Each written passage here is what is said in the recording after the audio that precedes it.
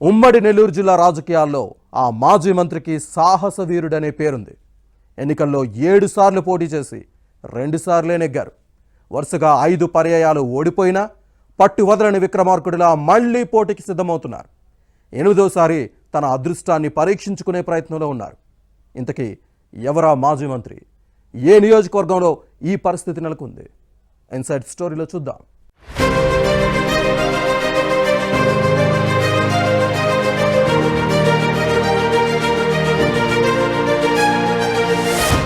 ఎన్నికల్లో గెలుపు ఓటములు సహజం.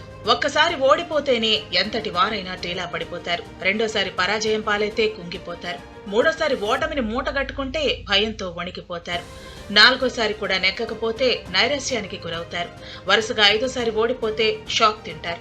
ఆ బాధ ఆవేదనకు అంతుండదు. ఓటమి వైరాగ్యంతో రాజకీయాలే వద్దనుకుంటారు. ఇలా 2 సార్లు వరుసగా ఎమ్మెల్యేగా గెలుపొంది 5 పర్యాయాలు ఓటమి పాలయ్యారు మాజీ మంత్రి సోమిరెడ్డి చంద్రమోహన్ రెడ్డి.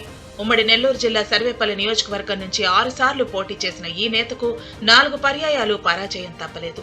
కొవ్వూరు బైపోల్లో ఓసారి ఓడిపోయారు. ఎన్ని ఇబ్బందులొచ్చినా కష్టనష్టాలు ఎదురైనా అకుంఠిత దీక్షతో టీడీపీలో ముందుకు సాగుతున్నారు. రాబోయే ఎన్నికల్లో 8వ సారి తన అదృష్టాన్ని పరీక్షించుకునేందుకు సిద్ధమవుతున్నారు.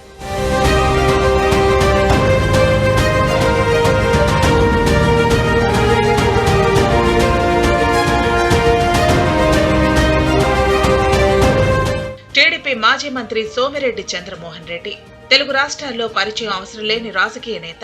చిన్న వయసులోనే జనతా పార్టీలో యువనేతగా జీవితం ఆరంభించి అంచెలంచెలుగా ఎదిగి ఎమ్మెల్యే, మంత్రిగా బాధ్యతలు నిర్వహించారు. మేనమామ నల్లపరెడ్డి శ్రీనివాసులు రెడ్డి రాజకీయంగా సోమిరెడ్డిని బాగా ప్రోత్సహించారు. అనూహ్య పరిణామాల్లో ఎన్డీసీసీ చైర్మన్ ని చేశారు. 1994 ఎన్నికల్లో సర్వేపల్లి నుంచి టీడీపీ ఎమ్మెల్యేగా గెలుపొందారు. సారా వ్యతిరేక ఉద్యమంలో కీలకంగా వ్యవహరించారు. చంద్రబాబు మొదటిసారి సీఎం అయినప్పుడు సోమిరెడ్డిని మంత్రిని చేశారు. 1999 ఎన్నికల్లోనూ సర్వేపల్లి నుంచి 2వ సారి గెలిచారు. అయితే చంద్రబాబు ఆ సమయంలో సీనియర్లని పక్కన పెట్టి కొత్త వారికి మంత్రి పదవులు ఇచ్చారు. దీంతో ఆదాల ప్రభాకర్ రెడ్డి మంత్రి అయ్యారు. జిల్లా పరిషత్ ఎన్నికల్లో టీడీపీ ఓడిపోయింది. దీంతో ఆదాలని పక్కన పెట్టి సోమిరెడ్డిని మళ్లీ మంత్రివర్గంలోకి తీసుకున్నారు.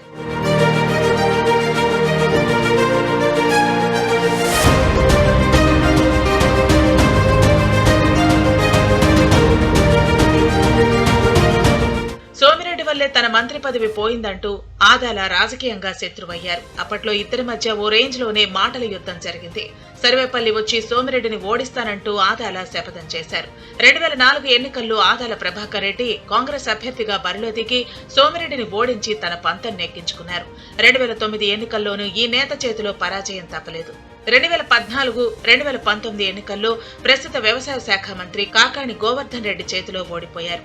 ఆ మధ్యలో కోవూరు బైపోల్లో తన మేనమామ నల్లపరెడ్డి శ్రీనివాసులరెడ్డి కుమారుడు ప్రసన్న కుమార్ రెడ్డిపై పోటీ చేసి ఓటమిని మూటగట్టుకున్నారు. ఇలా వరుసగా 5 సార్లు అపజయాన్ని చవిచూశారు. కొన్నిసార్లు స్వల్ప ఓట్ల తేడాతో ఓడిపోయారు. కానీ ఎప్పుడు నిరాశ నిస్పృహకు లోను కాలేదు. మొక్కవోని ధైర్యంతో ముందుకు సాగి వచ్చే ఎన్నికల్లో 8వ సారి బరిలో దిగబోతున్నారు.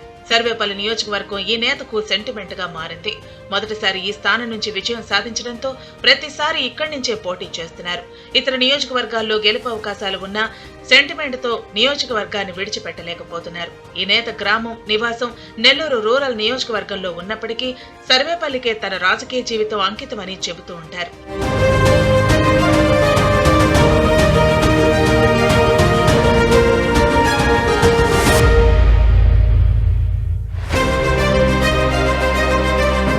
సోమిరెడ్డి అంటే చంద్రబాబుకి వల్లమాలిన అభిమానమని చెబుతూ ఉంటారు. టీడీపీ కష్టకాలంలో ఉన్నప్పుడు జిల్లాలో సోమిరెడ్డి ముందుండి పార్టీని నడిపించారు. అధినేతకు వీర విధేయుడిగా వ్యవహరిస్తూ ఉంటారు. 2004 ఎన్నికల్లో రాష్ట్రంలో టీడీపీకి కోలుకోలేని దెబ్బ తగిలింది. కానీ నెల్లూరు జిల్లాలోని 10 నియోజకవర్గాలకు గాను 6 స్థానాలను సైకిల్ పార్టీ కైవసం చేసుకుంది. ఈ విజయం వెనుక సోమిరెడ్డి కృషి ఉందని పార్టీ నేతలు చెబుతారు. ఈ కారణంగానే పార్టీ అధినేత చంద్రబాబు మాజీ మంత్రి సోమిరెడ్డిని అభిమానిస్తారని పార్టీ నేతలు అంటున్నారు. 2014 ఎన్నికల్లో ఈ నేత ఓడిపోయినా ఎమ్మెల్సీ పదవి ఇచ్చి తన మంత్రివర్గంలోకి తీసుకున్నారు చంద్రబాబు.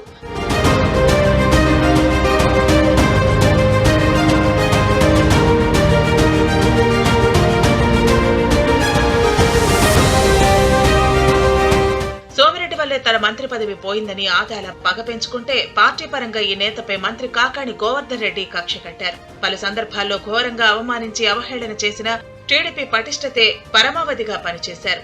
అక్రమ కేసులు బనాయించినా సోమిరెడ్డి మాత్రం అదరలేదు బెదరలేదు. కన్నేళ్లకే కన్నీళ్లు తెప్పించే కష్టాలకు కుంగిపోలేదు.